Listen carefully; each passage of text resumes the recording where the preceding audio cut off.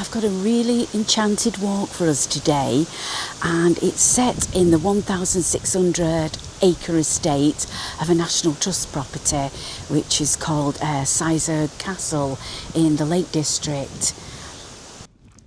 We're going to be walking on the outskirts of the estate, and we're going to take a beautiful windy path, a tree-lined path up a hill.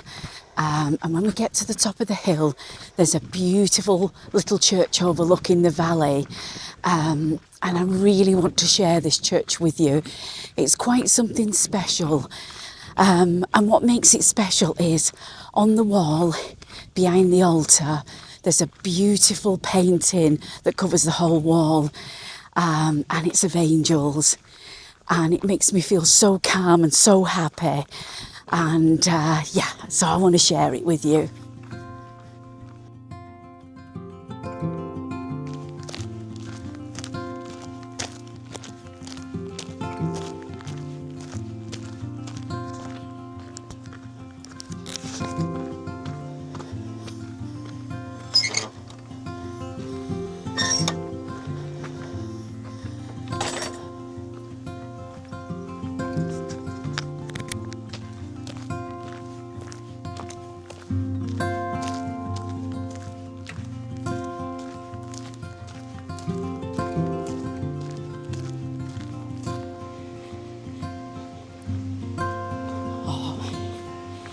Would you look at this?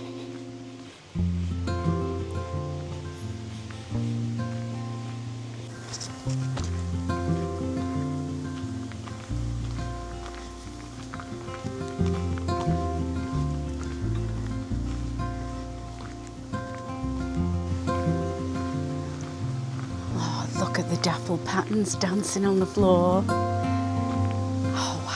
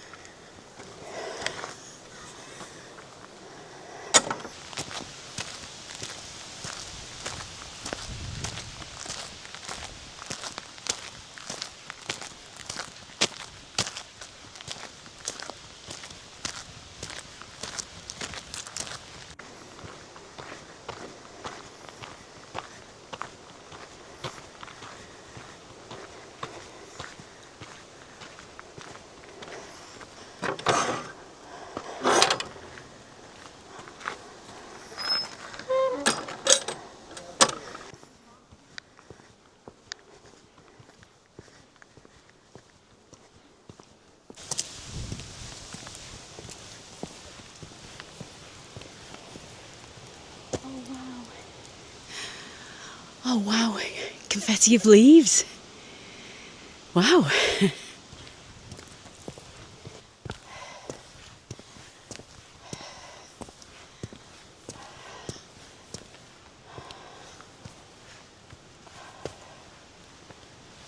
just going to take a moment and get my breath back. You can have a look at the cows. Why are you waiting? Oh gosh.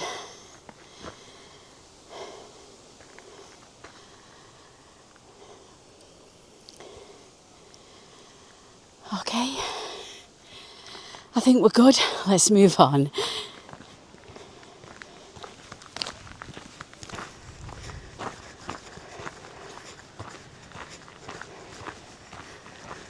Oh, we can see a little glimpse of it coming up now. And it's coming into view now. Just around this tree.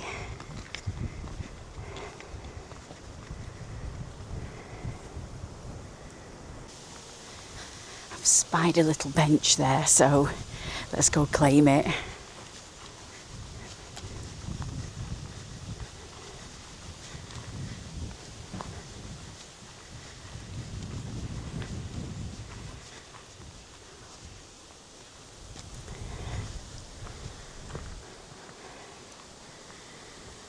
Yeah, absolutely.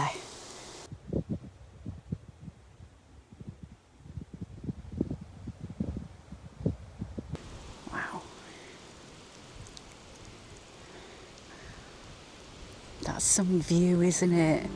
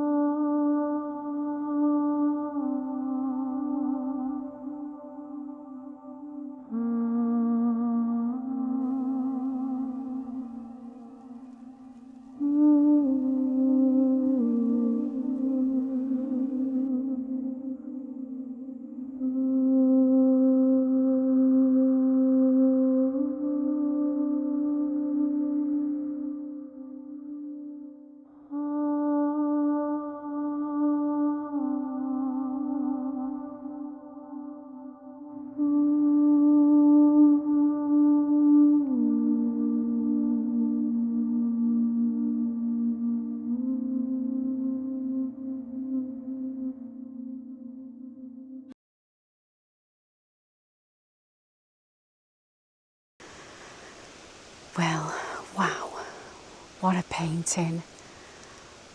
Yeah, that's something really, really special, isn't it? I don't think I've ever seen halos painted like that on angels as well. And I think there's something about the choice of like the pastel colours. I think it's oil, but it looks pastel, doesn't it? It's so pale and delicate and fragile. Yeah, so the painting was it was painted by somebody called Marion De Saumarez. I think that is how it's pronounced. She was the daughter of a lord, I believe, and was connected to the British Navy. Well, she painted that in 1919, and that was to commemorate the lives lost in the Great War, 1914 to 1919. It's incredibly sad, but it's also absolutely beautiful at the same time. There's 12 angels, and in the background you could probably notice there is quite a barren landscape. There's paths leading off, but there's nothing there in the landscape, and sadly that depicts those loved ones never coming home. Yeah, very sad. But I hope you enjoyed seeing it, and I hope it makes you feel the way it makes me feel when I look at it. I feel very peaceful, very calm, very hopeful, and very protected. Yeah, she really, really captured something in the presence of the angels, didn't she? Yeah, I love this church, and I love that painting. It's a mural. I struggle saying that word. Yeah, but that's what it is, isn't it?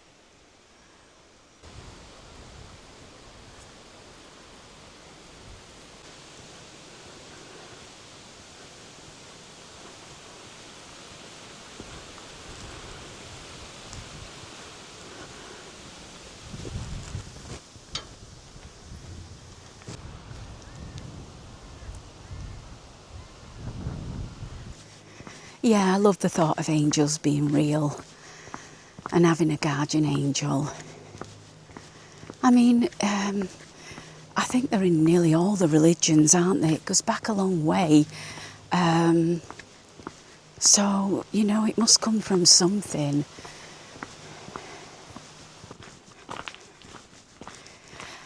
I always remember when my mum died, and we were in the hospital, and it was obviously, we didn't know at the time, it was the night she was going to die, and I was on my own with her, and she was quiet, and she just turned to me, she said, "I've just seen an angel."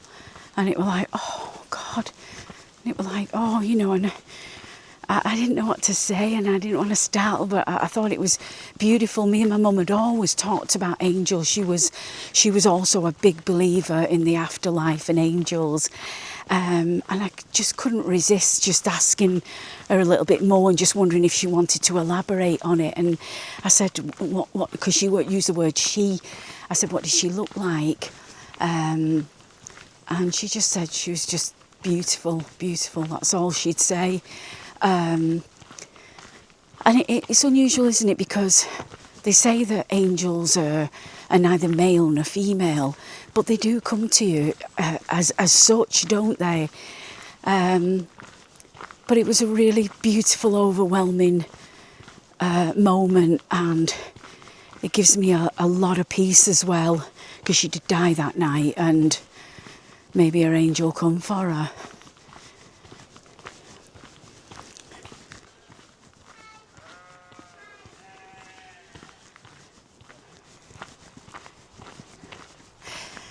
When I was 5 years old, I had an absolutely phenomenal encounter with what I believe is my guardian angel. Yeah, at the risk of, I'm just going to tell you, I'm just going to tell you the story. because, you know, maybe it's just a dream, who knows. But when I was little, I used to sleepwalk. And it was always a state of kind of, you were aware of things, but you were still asleep, if you know what I mean. I don't know how I got to certain rooms and places.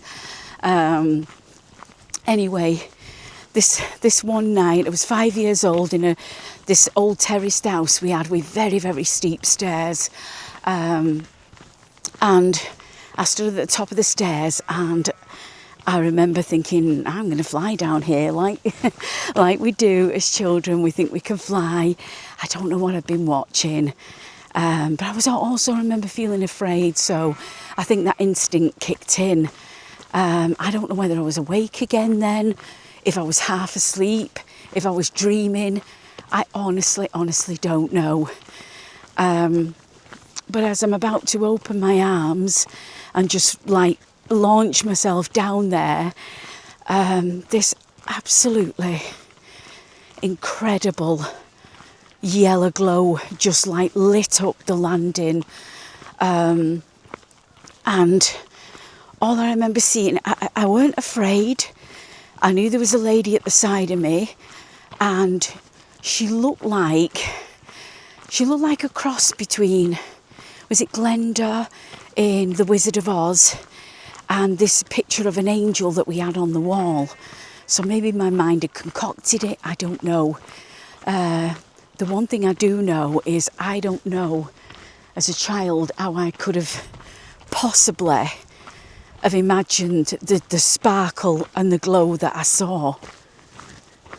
Yeah, it was something I can't explain really well. It was like a luminous light of warm golden light, but there was like sparkles in it. A dress sparkled as well. I mean, whether I'd got that from Wizard of Oz, because I think Glenda's dress did sparkle. But again, did she come to me in a way that I would feel comfortable and safe? Is that the image she portrayed herself for me? Knowing that those were two images that I absolutely loved. I feel really silly telling you this next bit. I feel silly telling you all of it, but I don't know, I just want to share it, especially seeing as we've been, you know, walking and talking and looking at angels today. I'll tell you anyway. So, anyway, obviously, she'd come at the point where I was about to launch myself down the stairs, and I don't know what the conversation was. I was 5, I cannot remember. I just got snippets of things that were said, and I must have said to her, you know, I think I can fly down the stairs. And she said something and she laughed sweetly. And it was like kind of letting me know. I'm just going to sit on this bench and tell you the end of this little tale. Yeah, so she gave this sweet laugh. I can't remember the words, I can't remember the conversation, but I know it was something about letting me know that I couldn't fly, you know, in the most gentlest way. And I felt so safe with her. I didn't question who she was, why she was there, nothing really. I was just more in awe of the glow that was, you know, surrounding her and that lit up the landing. And this is the bit where I feel very silly. Well, extra silly, but I'm going to go for it. So obviously I must have asked her, could she take me down the stairs and fly? Maybe, I don't remember any wings or anything like that. But I think I was aware that she was some sort of angel, and that was already in my psyche because I grew up a Catholic, and even at 5-year-old, it was a very Catholic family. I was exposed to all that.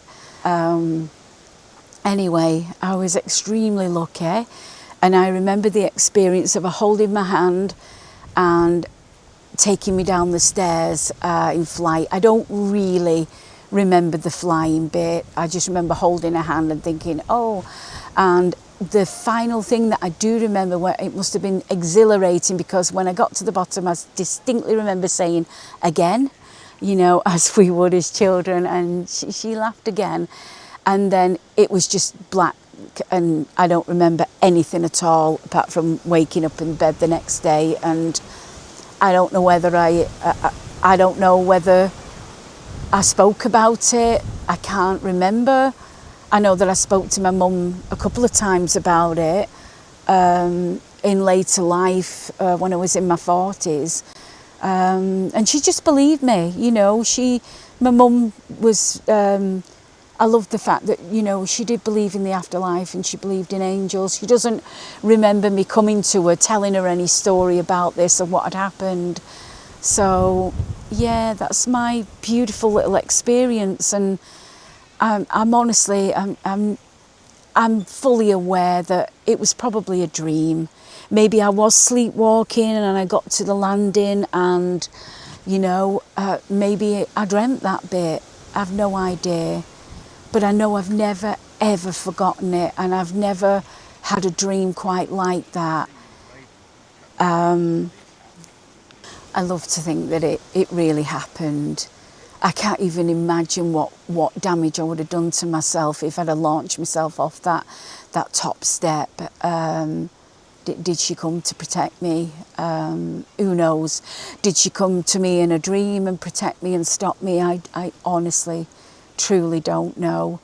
But sometimes you have dreams that are not like other dreams. I don't know if anybody's experienced that before and who knows what I'm talking about.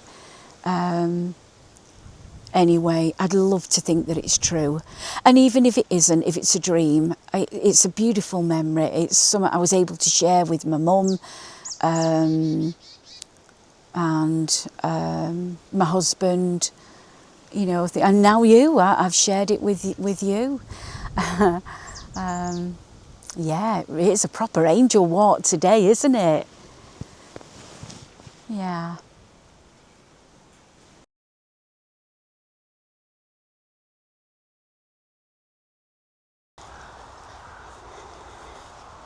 Well, I hope you think it's a nice place to finish this walk and what has been a very angelic walk. We might as well finish off, mightn't we, with our precious bees and bumblebees. Oh God, I love these creatures. Yeah, we'll take a look at the hives and we'll leave our walk here. I hope you've enjoyed this walk, and I shall definitely see you on the next one. Bye for now.